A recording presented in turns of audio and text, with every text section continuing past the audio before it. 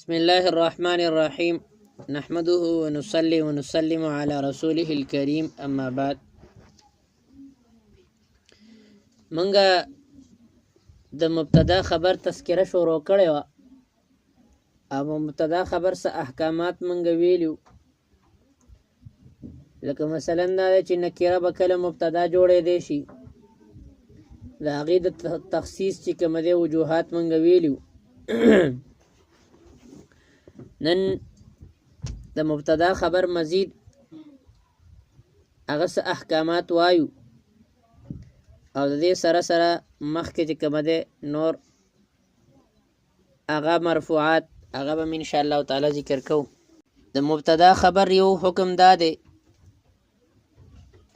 چې عمومي طور باندې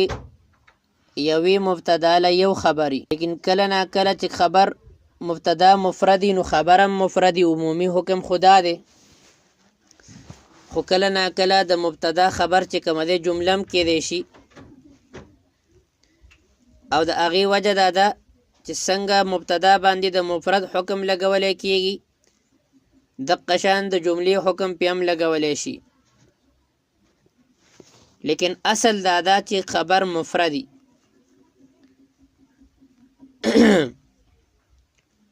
او د جملې بیا څلور قسمونه دي: جمله اسمیه، ظرفیه، فعلیه او شرطیه. نو دا ټول شیزونه چې کوم دی خبر واقع کېدی شي، لکه جمله اسمیه هم خبر واقع کېدی شي، لکه زید ابوه قائم. نو ابوه قائم دا جمله اسمیه ده او خبر واقع دی د زیدون دپاره. دغه شان فعلیه هم واقع کېدی شي، لکه زید قام ابوه. جمله شرطیه هم واقع کېدی شي، لکه زید ان جاءني اکرمته. او جمله ظرفیه هم واقع کېدی شي، لکه زید خلفک وعمر فی الدار. وس ظرف چې کوم دی چې کله خبر جمله ظرف وي، خوا ظرف زمانی یا ظرف مکانی یا جار مجروری، نو د بصریینو مذهب دا دی چې جمله فعلیه به مقدر کیږي، او بعض نحویین کوفیین دا وایي چې جمله فعلیه به نه بلکې شبه فعل به، یعنی اسم به مقدر کیږي، شبه فعل. او بیا د دیو دلائل دی په خپل ځای کې، خو بهرحال تاسو ذهن کې دا کېدی چې کله جمله ظرفیه او خبري، نو د اکثر بصریینو په نسبت باندې د اکثر نحویینو په نسبت باندې جمله فعلیه به مقدر روباسو، او د بعض نحویینو مسلک دا دی چې شبه فعل به محذوف روباسو. غټو کتابونو کې به ان شاء الله تعالی د دې دلایل هم ان شاء الله تاسو ووایئ، خو دې ته ضرورت نشته. دا مثلا منګه ویلې وه چې کله جمله خبري خبر جمله، نو په جمله کې یو عائد ضروري دی چې هغه عائد چې کوم دی مخکې راجع وي څه طرف ته؟ مبتدا طرف ته. او د عائد اقسام منګه ویلو چې کله ناکله عائد اکثر ضمیري او کله ناکله الف لامي، لکه نعم الرجل ابو بکر. او کله ناکله اسم ظاهر په ځای د ضمیر راوړی کېږي، لکه الحاقة ما الحاقة. او کله خبر مفسری قل هو الله احد. او کله اسم اشاری لکه ولباس التقوى ذلك خیر. او کله ناکله خبر چې کوم دی عین مبتدای، نو د عاید گویا چې شپږ قسمونه شو. وس که قرینه موجودی، نو دا ضمیر د عائد چې کوم دی د رابط حذف کول هم جایز دي. او د دې تذکره موږ مخکې کړې الثمن منوان بدرهم یا البر الکر ب60 درهما. نو دلته منهو دا رابط دی، هغه چې کوم دی حذف شوی دی. ولې؟ ځکه چې کوم سړی چې څه شی خرڅوي نو نرخ پم د هغې ذکر کوي که نه، د دې وجې نه دلته قرینه حالیه په دې باندې دلالت کوي یا قرینه مقالیه په دې باندې دلالت کوي چې دلته د ضمیر چې کوم دی عائد دی نو دا الثمن وغیره ته راجع کیږي یا البر ته راجع کیږي. وس کله ناکله د مبتدا د خبر د احکاماتو نه یو حکم دا دی چې کله ناکله خبر په مبتدا باندې مقدم کېدی هم شي. په کوم صورت کې چې په هغې صورت کې چې خبر چې کوم دی ظرف وي او یا لکه فی الدار زیدون، نو فی الدار زیدون، زیدون مبتدا ده او فی الدار خبر دی، نو د دې وجې نه دا فی الدار چې کوم دی مقدم کو په زیدون باندې. بیا د تقدیم دوه قسمونه دي، یو تقدیم جائز او یو تقدیم واجب. کله ناکله د خبر مقدم کېدل په مبتدا باندې ګورې واجب دي او کله ناکله جایز دي. که مبتدا نکره وه نو په هغې وخت کې د خبر تقدم واجب دی. ولې؟ ځکه چې مبتدا کله نکری نو هغه چې په خپل ځای نو خبر مبتدا جوړېدی نشي، نو د دې وجې نه خبر به مقدم کو چې په دې کې لږ غوندې تخصیص پیدا شي او نکره مخصصه شي، او چې کله نکره مخصصه شي نو هله به مبتدا جوړېږي، مخکې خو جوړېدی نشي. پوه شوئ؟ او کله ناکله جائز وي، لکه فی الدار زیدون، نو زیدون فی الدار هم ویل جایز دی او فی الدار زیدون ویل هم، ځکه چې زیدون معرفه د نکره نه ده. یو بل حکم منګه دا وي چې ګوره اصل خو دا دی چې مبتدا هم یوی او خبر هم، لیکن کله ناکله اخبار متعدد هم کېدی شي، ځکه چې محکوم علیه یوي نو په هغې باندې چې کومه دی حکم چې کومه دی احکام متعدد لګېدی شي که نه. لکه زیدون منګه وایو نو زیدون یو محکوم علیه دی، نو په دې باندې چې کومه دی د عالمون هم حکم لګېدی شي، د فاضلون هم حکم لګېدی شي او د قائمون هم حکم لګېدی شي. نو د دې وجې نه که مبتدا یوه وه نو د دې خبر مختلف چې کومه دی کېدی شي. اوس د مبتدا یو دې ته موی مبتدا قسم ثانی، لیکن زی مختصر د هغې تذکره کوم د مبتدا قسم ثانی. مبتدا قسم ثانی څه ته وایي؟ مبتدا قسم ثانی هغې ته وایي چې ګوره مبتدا چې دا قسم اول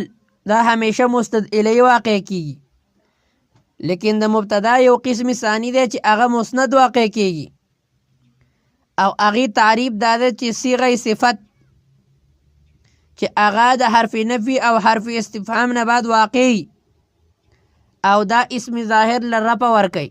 نو په دې صورت کې به دا مبتدا قسم ثانی او مسند به واقع کیږي، مسند الی به واقع کیږي نه.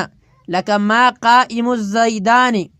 نو ګوره دا قائمون دا صیغه صفت ده که نه ده او د ما حرف نفی نه بعد واقع ده که نه، او الزیدان له رفع ورکوي که نه ورکوي، او الزیدان اسم ظاهر دی که اسم ضمیر دی، نو لہذا ټول شرایط پکې شو، نو قائمون بدل ته جوړیږي مسند، قائمون به جوړیږي مسند الی به جوړیږي نه. پوه شوئ که نه یې پویا؟ لیکن که چرته اسم ظاهر له رفع نه ورکوله، اسم ضمیر له ورکوله، یا د دې نه وروستو اسم ضمیر واقع او اسم ظاهر واقع، نو بیا به په دې صورت کې دا مبتدا قسم ثانی جوړیږي نه، مبتدا قسم ثانی به جوړیږي نه. پوه شوئ؟ اچھا اوس راځو دریم قسم مرفوع له. په مرفوعاتو کې دریم قسم دی خبر ان و اخواتها، یعنی د حروف مشبه بالفعل خبر او حروف مشبه بالفعل ان، ان، کأن، لیت، لکن، لعل، دا حروف دي دا مبتدا او خبر باندې واقع کیږي او مبتدا له نسب ورکوي او مبتدا ته وایي اسم ان او خبر له رفع ورکوي او هغې ته وایي خبر ان. اوس د دې دا خبر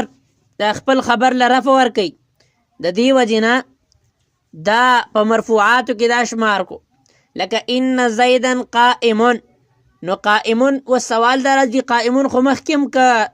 ان نوی نو مرفوع او وسم مرفوع ده نه دا ان دا قائمون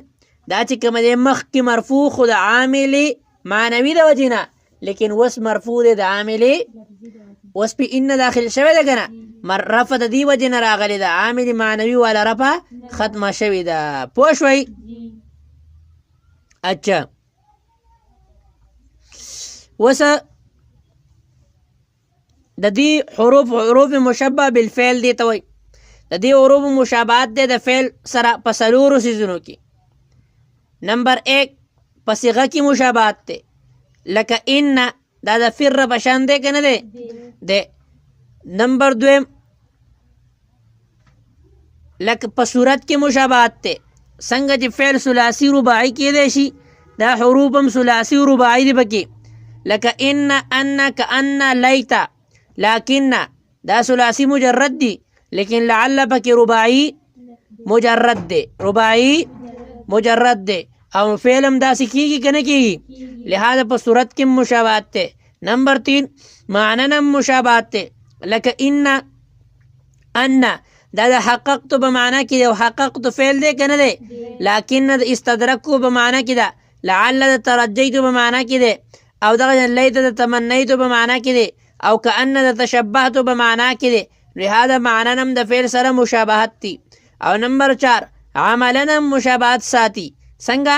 لکه څنګه چې فعل متعدي یو اسم له رفع او دویم له نصب ورکوي دقه شان دام یو اسم له رفع ورکوي او دویم له نصب ورکوي او یو له رفع ورکوي دویم له لیکن د دې بدی کې لږ فرق دی لکه فعل چې کله متعدي نو خپل فاعل له رفع ورکوي که نه او مفعول له نصب ورکوي لیکن د دې د عمل الټه دی ولې ځکه چې دا اصل نه دی که نه اصل نه دی نو ان زیدن قائمون نو دا خپل د دې عمل الټه دی اولنی له به نصب ورکوي او دویم له به رفع ورکوي پوه شوئ اچھا وسه څنګه چې حروف مشبه منګه د مبتدا خبر کې دا ویلیو چې مبتدا واحد نو خبره مبتدا تسنیه نو خبره مبتدا جمع نو خبره جمع نو دقه شان د دې احکامات هم دي د حروف مشبه بالفعل د اسم او خبر د دې چې کوم دي احکامات دي لیکن یو حکم دا دی چې د دې خبر د دې په اسماء باندې مقدم کېده د هغې وجه دا ده چې دا عامل ضعیف دی عامل ضعیف اله عمل کوي چې د هغې معمولات په ترتیب باندې راشي او چې کله د هغې ترتیب ګډوډ شي نو بیا عمل کوي پوه شوئ مخکې دی زموږ څه اسم کان و اخواتها یو فاعل منګوي بیا مبتدا خبر 3 شو بیا حروف مشبه بالفعل خبر 4 شو او بیا اسم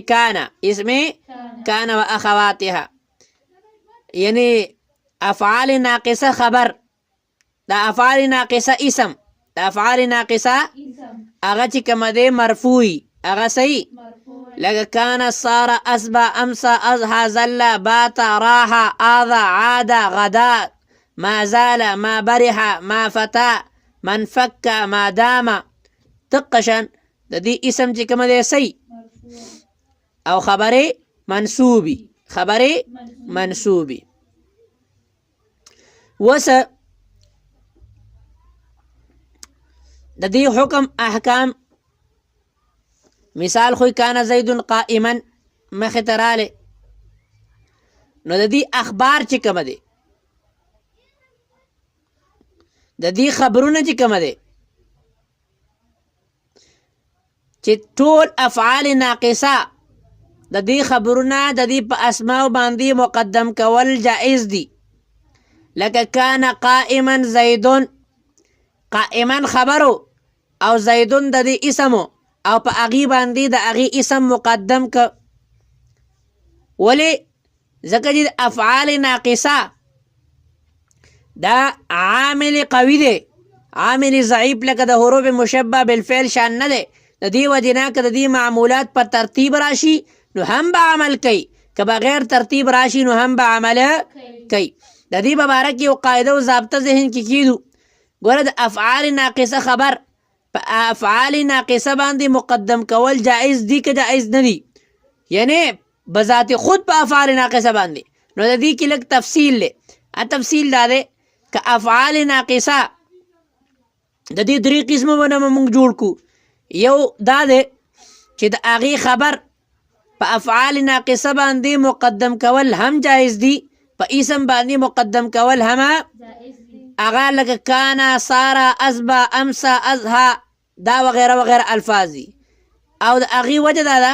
چې چونکې دا افعال ناقصه عامل قوي دي که نه، او عامل قوي په هر ځای کې چې د معمولات راشي مقدمې او مؤخرې، نو هغه عمل کولی شي، عمل. او دویم قسم هغه افعال چې د هغې په شروع کې ما راغلی ده، ما بریه، من فکه، ما دامه وغیره وغیره، چاہے ما مصدریه یا ما نافیه، نو د دې خبر د دې په افعالو باندې مقدم کول جایزه نه دي، جایزه. اولې ځکه چې ګوره وجه د دې دا ده چې قاعده او ضابطه دا ده چې د نفي نه وروستو معمولي کمه، نو دا په نفي باندې مقدم کول جایزه نه دي. دغه شان ضابطه دا ده چې د مصدر معمول په خپله په مصدر باندې مقدم کول جایزه نه دي، جایزه نه دي. او دریم قسم هغه لیسه ده، د هغې تقدیم په باره کې اختلاف دی. بعض نحویین وی چې د دې خبر په لیسه باندې مقدم کول جایز نه دي،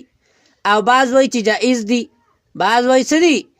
جایز دي. په هر حال دا زمونږ څه د افعال ناقصه څه راغلی؟ اسم د افعال ناقصه، او د هغې په باره کې څه لږ قواعد او ضوابط مخې ته راغله.